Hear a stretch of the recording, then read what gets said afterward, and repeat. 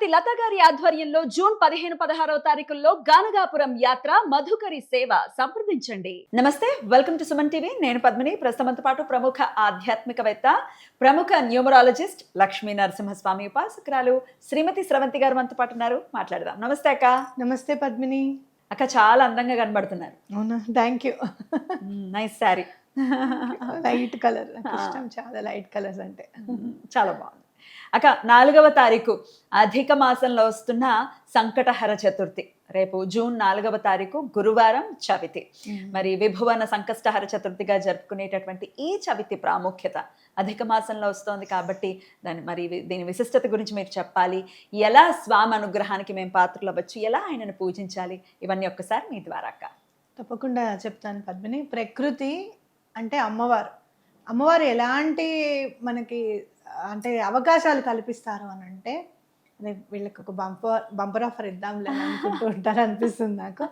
ఈ అధిక మాసం అనేది చూసావా, చంద్రుడు ఆవిడ ధరించారు కాబట్టి అంటే కాలాన్ని మనకి అనుగుణంగా చేస్తారు. కాలం కలిసి రావాలండి ఏదన్నా అని అంటాను చూసావా, ఈ కాలం కలిసి రావాలంటే ఇదే అనమాట. అంటే మనం సూర్యమానం చూసుకుంటే 30 రోజులు అని అనుకుంటే, చంద్రమానం 28 రోజులే ఉండి మనకి ఇట్లా అధిక మాసం చేసుకోవడానికి అవకాశం వస్తుంది ఎవ్రీ 3 yearsకి ఒకసారి. ఓకేనా.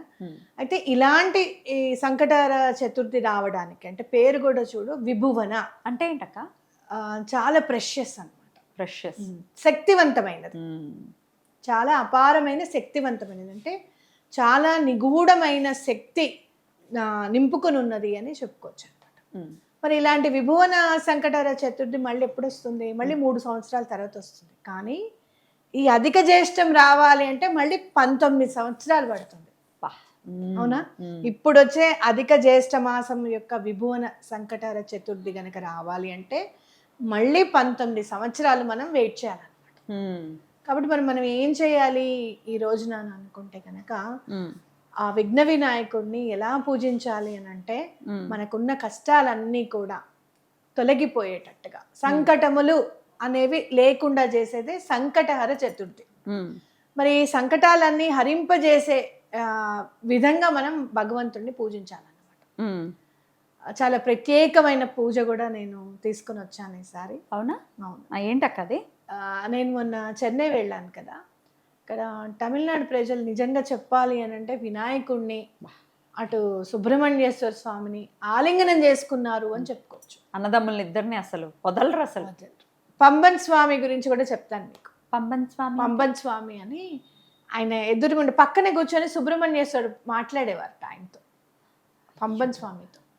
పంబన్ స్వామి పడుకుంటే ఈ చేతి మీద సుబ్రహ్మణ్యేశ్వర స్వామి పడుకునేవారంటే, ఇట్లా తల్లి పక్కన ఎలా అయితే ఒదిగి పడుకుంటారో అలా అనమాట. అంటే ఇది ఎందుకు చెప్తున్నాను అంటే, వాళ్ళు అసలు అటు వినాయకుడిని ఇటు సుబ్రహ్మణ్యేశ్వర స్వామిని ఇలా 2 చేతులతోనూ ఆలింగనం చేసుకున్నారు అక్కడి ప్రజలు అని చెప్పుకోవచ్చు.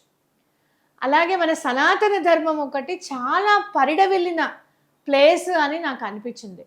ఒకరోజు నేను ఒకళ్ళతో ఊరు వెళ్ళినప్పుడు, అగస్త్యుడు తమిళనాడుకి చేసినంత సహాయము ఏ ప్రదేశానికి చేయలేదండి అగస్త్య మహర్షి అని చెప్పారు నాకు.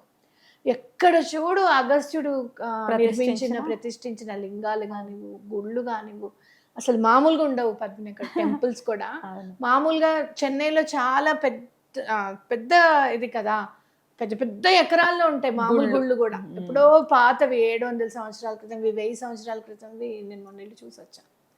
అయితే వాళ్ళు చేసుకునే పూజ అనమాట. సుజాతక్క వాళ్ళు అక్కడ ఉన్నారు కదా, తను అన్నారు, స్రవంతి ఈ పూజ నువ్వు చెప్పొచ్చు తెలుసా వినాయకుడికి సంబంధించింది అంటే, తప్పకుండా టైం వచ్చినప్పుడు చెప్తానక్క అని చెప్పాను.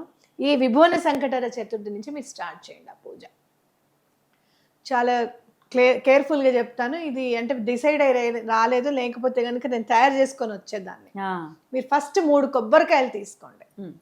3 కొబ్బరికాయలు అంటే పీచు ఇట్లా కొంచెం మరీ సన్నగా లేకుండా కాస్త ఎక్కువగా ఉండే కొబ్బరికాయలు తీసుకోండి. పీచు అంతా తీసాక మనం పైన పిలకలాగా వదిలేస్తాం కదా, కంపల్సరీ ఉండాలి కదా, అవి 3 తీసుకోండి. తర్వాత కొబ్బరికాయల్ని చక్కగా నీళ్ళతో కడగండి. కడిగేసిన తర్వాత కొంచెం పసుపు రాయండి వాటికి. పసుపు రాసి, మీకు బొట్టు కూడా పెట్టమని చెప్పలేదు, పసుపు ఒక్కటే రాయమన్నారు. ఈ పురికొస ఉంటుంది కదా, ఆ పురికొసకి దబ్బనం చూసి కొబ్బరికాయ జుట్టులో నుంచి, పిల్లకి అంటాం మనం, జుట్టులో నుంచి లాగండి. లాగిన తర్వాత ముడి వేయండి. కొబ్బరికాయకి కొబ్బరికాయ మధ్యలో ముడి ఉండాలి, ఓకేనా? అలా 3 కొబ్బరికాయలు మాలలాగా చేసి వినాయకుడికి ఇవ్వండి. వినాయకుడు మెళ్ళో వేయించాలి. అయ్యో, బరువు అవుతుందేమో.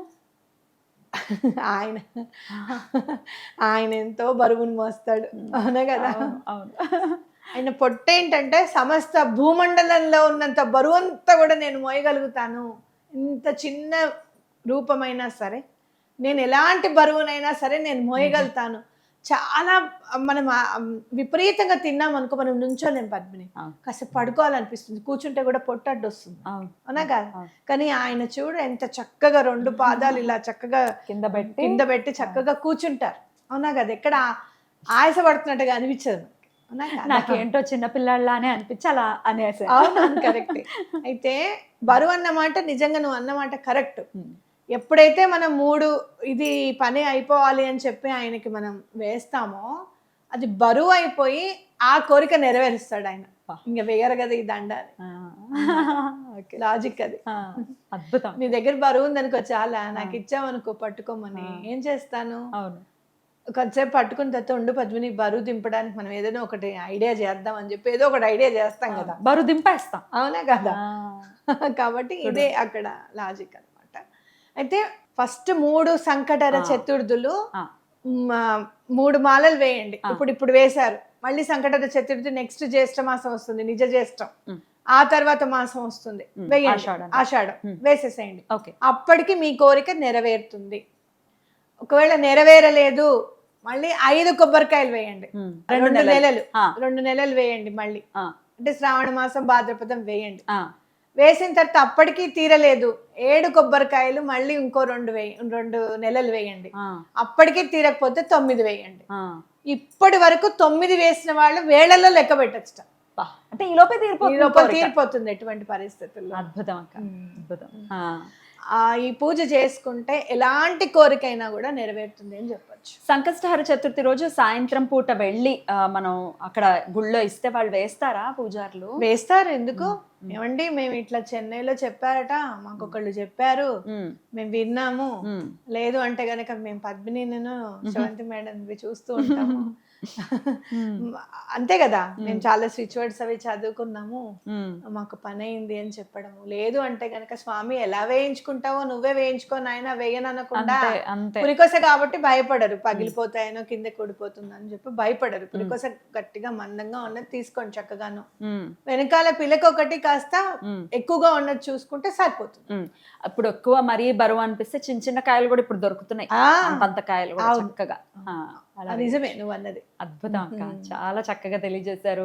మీరు తెలుసుకున్నది మీ దగ్గర కాకుండా అందరికీ తెలియాలి అనే థాట్ ప్రాసెస్ ఏదైతే ఉందో, that's so beautiful. Thank you. ఇవన్నీ పూజలు అక్కడివి తెలియడానికి కారణం ఫస్ట్ పరమాచార్య గారు.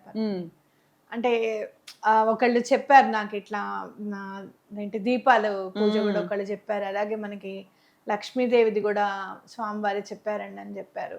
ఇట్లా కుబేరుది కూడా చెప్పండి అంటే, నేను ఆల్రెడీ చెప్పానమ్మా కుబేరుది పూజ అని చెప్పాను, కానీ యంత్రం ఎలా వేసుకోవాలో నేను చూసి చెప్తాను మండి నీకు.